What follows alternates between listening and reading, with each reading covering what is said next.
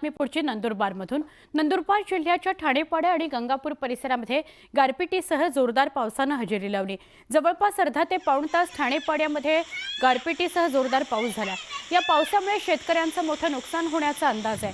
अनेक घरांच्या छतावरील पत्रे उडून गेलेत, काही घरांची पडझड झाली आहे, तर नागपूरसह परिसरात झालेल्या जोरदार पावसामुळे हजारो पोती धान्य भिजलेलं आहे। कळमना एपीएमसी मार्केटमध्ये उघड्यावर ठेवलेले हजारो पोते धान्य भिजलंय, त्यामुळे शेतकऱ्यांसह व्यापाऱ्यांचं मोठं नुकसान झालेलं आहे।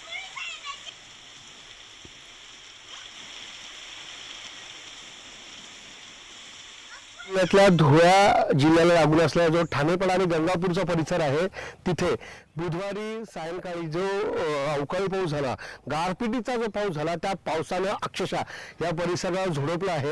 या परिसरात गारपिटीमुळे शेतीचं प्रचंड नुकसान झालेलं आहे। या पूर्ण परिसरातलं जे प्रमुख पीक आहे, कांदा म्हणाल किंवा मका असेल, मिरची असेल किंवा मग अन्य पिकं असतील, ह्या पिकांना ह्या गारपिटीचा तडाखा बसला असून आपण बघू शकतो की अशा पद्धतीने जो कांदा आहे तो पूर्ण शेतात झोपलेला आहे। शेतकऱ्याच्या हातातोंडाला हा उन्हाळी कांदा होता, याची तोड होत होती आता, आणि अशा पद्धतीने या गारपिटीचा फटका या कांद्याला बसला आहे। आपण बघू शकतो हा सगळा परिसर पूर्णपणे या गारपिटीमुळे तडाख्यात आला आहे आणि पूर्ण परिसर नुकसान झाला आहे। या गंगापूर आणि ठाणेपाडा क्षेत्रातलं हजारो हेक्टर क्षेत्रावरचं जे काही पीक आहे ते पूर्णतः नष्ट झाल्याचं चित्र दिसून येत आहे। ह्या सगळ्या तडाख्यातनं नेमकं बळीराजा कसं वाचणार, आता असं सगळं संकट त्यांच्या समोर आहे। आपल्या बरोबर गावातले काही शेतकरी, आपण त्यांच्याशी बोलूया। दादा, मला सांगाल की काय नेमकं झालं आणि काय आता याच्यामुळे त्रास होणार आहे? काल 4 ते 5च्या दरम्यानामध्ये ठाणेपाडा आणि गंगापूर शहरामध्ये अवकाळी पाऊस झाला, त्यामुळे वारा वादळ आणि गार पाऊस मोठ्या प्रमाणावरती झाल्यामुळे या परिसरातील मोठ्या प्रमाणात कांद्याचे पीक घेतलं जातं। तो कांद्याचं पीक 100% गेलेलं आहे। त्याचबरोबर बाजरी, मका, मिरची, टमाटो हे सुद्धा 100% नुकसान झालेलं आहे। तसंच बहुतेक लोकांच्या आंबावाडी आहेत, आंबाच्याही पूर्णपणे नुकसान झालेलं आहे। म्हणजे आता हातातोंडाशी घास आलेला, पूर्ण हिसकून नेला असं समजायला काय हरकत नाही, कारण शेतकरी एकदम कालच्या परिस्थितीमध्ये हवालदिल झालेला आहे। शेतकरी एकदम मोठ्या संकटात सापडलेला आहे। आणि एवढंच नाही तर गेल्या 2023 मध्ये सुद्धा असं जे अवकाळी पाऊस झाला आणि तेव्हाही मोठ्या प्रमाणावरती नुकसान झालं होतं, तेव्हाही शासनाने पंचनामा केला, परंतु आजपर्यंत ती पंचनामाची रक्कम मिळालेली नाही व म्हणून आजही आम्ही पंचनामाच्या प्रतीक्षेत आहे। पण या मागचे पंचनामाचे पैसे आम्हाला मिळाले नाही आणि आता भेटतील का नाही भेटतील, परंतु शासनाला आम्ही विनंती करतो की आमचे शेतीचे जे नुकसान झाले त्याची पंचनामा लवकरात लवकर करून आम्हाला भरपाई मिळावी अशी शासनाकडे विनंती करतो। आपण बघू शकतात की शेतकऱ्यांची आर्थिक बाजू आहे। सिंधुदुर्गामध्ये सलग दुसऱ्या दिवशी पावसाने हजेरी लावली।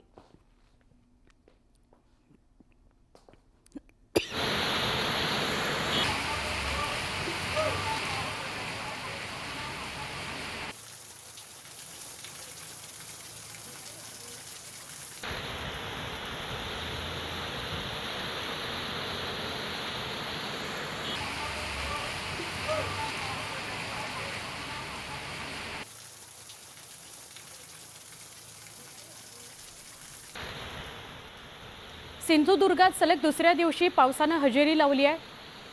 आज पहाटेपासूनच जोरदार वादळी वाऱ्यासह पाऊस पडलाय, त्यामुळे काही भागात पहाटेच्या सुमारास वीज पुरवठा खंडित झाला। अवकाळीमुळे आंबा, काजू, कोकम या पिकांवर परिणाम होणार असल्याने शेतकरी संकटात सापडलाय। मात्र उकाड्याने हैराण झालेल्या नागरिकांना काहीसा दिलासा मिळालेला आहे।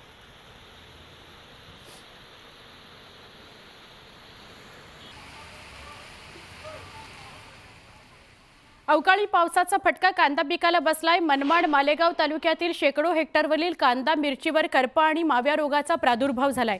यामुळे पिकं वाचवण्याकरता शेतकरी महागड्या औषधांची फवारणी करतायत, मात्र त्याचा काहीही उपयोग होत नसल्याने बळीराजा हवालदिल झालेला आहे।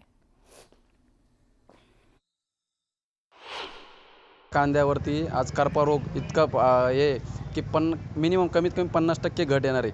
आणि त्याच्यानंतर जे आम्ही डोंगळे लावलेले म्हणजे कांद्याचे बीज तर त्या बीजावरती आज त्याच्यावरती इतका परिणाम होणार की त्याचंसुद्धा 50% उत्पादन घटणार आहे. कारण या अशा वातावरणाने मधमाशी न येणे, त्याच्यानंतर त्या परागीभवन योग्य वेळी न होणे, आणि हा मेन मोसम आहे का परागीभवन होण्याचा, आणि ह्या परागीभवन न झाल्यामुळे आज बीज उत्पादनावर आणि कांदे उत्पादनावर खूप मोठा परिणाम होणार आहे. अवकाळी आणि गारपिटीमुळे द्राक्ष बागांचं प्रचंड नुकसान झालंय. गारपिटीमुळे उभ्या द्राक्ष बागेतले द्राक्षमणी तडकलेत. अनेक ठिकाणी द्राक्षमणी आणि घड गळून पडलेले आहेत. द्राक्ष बागांना गारपिटीचा मोठा फटका बसलाय. व्यापाऱ्यांनी द्राक्ष खरेदी थांबवलेली आहे. अवकाळी आणि गारपिटीमुळे द्राक्ष उत्पादक शेतकऱ्यांचं लाखो रुपयांचं नुकसान झालंय.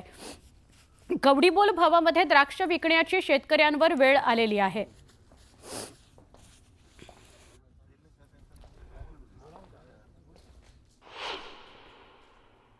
दुपारी अचानक जेव्हा ढग गडगडायला लागले आणि 7 ते 8 मिनिटाची जी गारपीट झाली, या गारपिटीमध्ये मोठ्या प्रमाणावर नुकसान झालेलं आहे.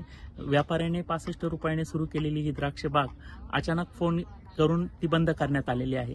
त्याच्यामुळे आज आलेले जेवढे मजूर वर्ग आहे त्यांनाही घरी काढून देण्यात आलेले आहे. जाळ्या वगैरे सगळं घरी नेण्यात आलेलं आहे. आपण जर बघितलं तर या द्राक्षांमध्ये गारपीट झाल्यामुळे इथली पानं आणि मणी जी आहे ती मोठ्या प्रमाणावर डॅमेज झालेली आहे आणि ती खाली गळून पडलेली आहे.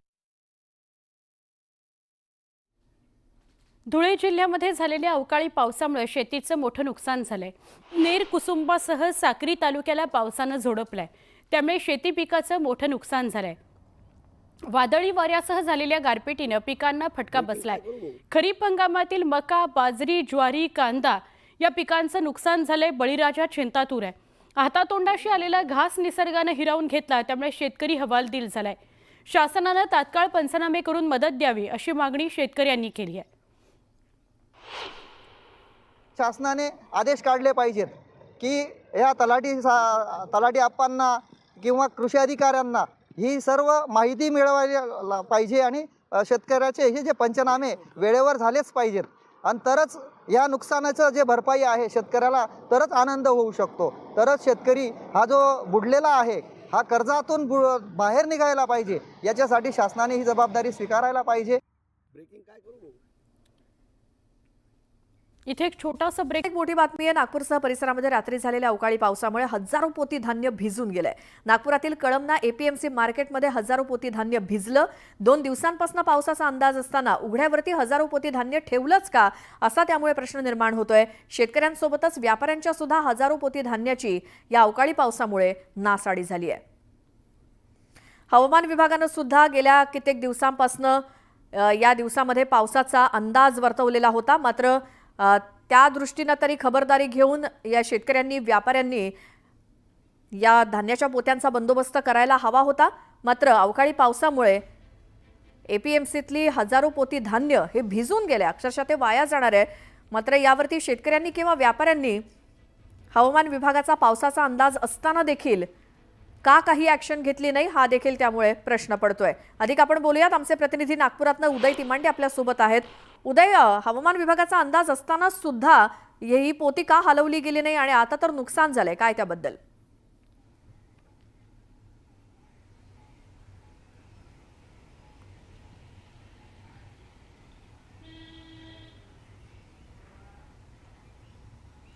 श्वेता, खरं तर आशिया खंडातलं सगळ्यात मोठं एपीएमसी मार्केट म्हणून या नागपूरच्या कळमना बाजाराला ओळखलं जातं. आणि इथं दररोज हजारो पोती जे आहेत ते शेतकऱ्यांची या दलालांकडे जे आहे ते विक्रीसाठी येत असतात.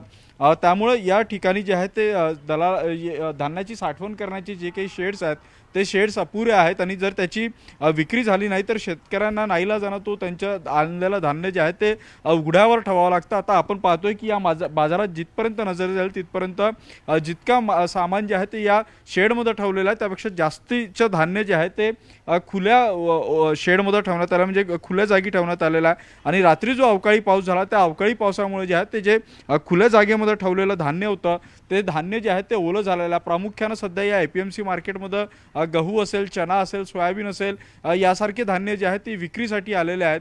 धान्याला योग्य भाव मिळत नाही, त्यामुळे अनेकदा शेतकऱ्यांना जो आहे तो आपला धान्य साठा इथं ठेवावा लागतो, शेडमध्ये जागा मिळत नाही आणि पर्यायी शेडमध्ये जागा मिळाली नाही तर तो सगळा धान्य साठा उघड्यावर असतो आणि काल रात्री झालेल्या या सगळ्या अवकाळी पावसामुळे आता ते धान्य जे आहे ते ओलं झालेलं आहे, त्यामुळे आता कुठेतरी हे धान्य ओलं झाल्यामुळे जे आहे ते याला योग्य बाजारभाव मिळणार नाही आणि प्रसंगी यामुळे जे आहे ते शेतकऱ्यांचं नुकसान होणार आहे. खरं तर हवामान विभागानं नागपूरमध्ये अवकाळी पावसाची शक्यता गेल्या 2-3 दिवसापासून व्यक्त केली होती, पावसाचा येलो अलर्ट दिला होता. मग हा सगळा येलो अलर्ट असताना व्यापाऱ्यांनी जे आहे ते शेतकऱ्यांना याची कल्पना दिली नाही किंवा व्यापाऱ्यांनी जे आहे ते शेतकऱ्यांचा हा सगळा माल झाकून ठेवणं अपेक्षित होतं, मात्र तसं झालं नाही. काही व्यापाऱ्यांनी जे आहे ते ताडपत्री झाकून ही सगळी पोती कव्हर करण्याचा प्रयत्न केला, मात्र मोठ्या प्रमाणात हा माल असल्यामुळे जे आहे ते ताडपत्रीची अपुरी व्यवस्था होती आणि त्यामुळे शेतकऱ्यांचा हे सगळं धान्य जे आहे ते ओलं झालेलं आहे आणि आता याचा मोठा भुर्दंड जो आहे तो शेतकऱ्यांना बसणार आहे. त्यामुळं एका बाजूनं इथं असलेले जे शेड्स आहेत ते शेड्स मोठे करावे जेणेकरून या बाजारात शेतकऱ्यांचा विक्रीला आलेला माल जो आहे तो मोठ्या प्रमाणात शेडमध्ये ठेवता येईल आणि अशा पद्धतीचं नुकसान होणार नाही. तर दुसऱ्या बाजूनं जे इथले अडतीय असतात त्यांनी देखील शेतकऱ्यांना यांची पूर्वसूचना द्यावी अशी मागणी आता केली जाते. बिलकुल. उदय, धन्यवाद या सगळ्या माहितीसाठी.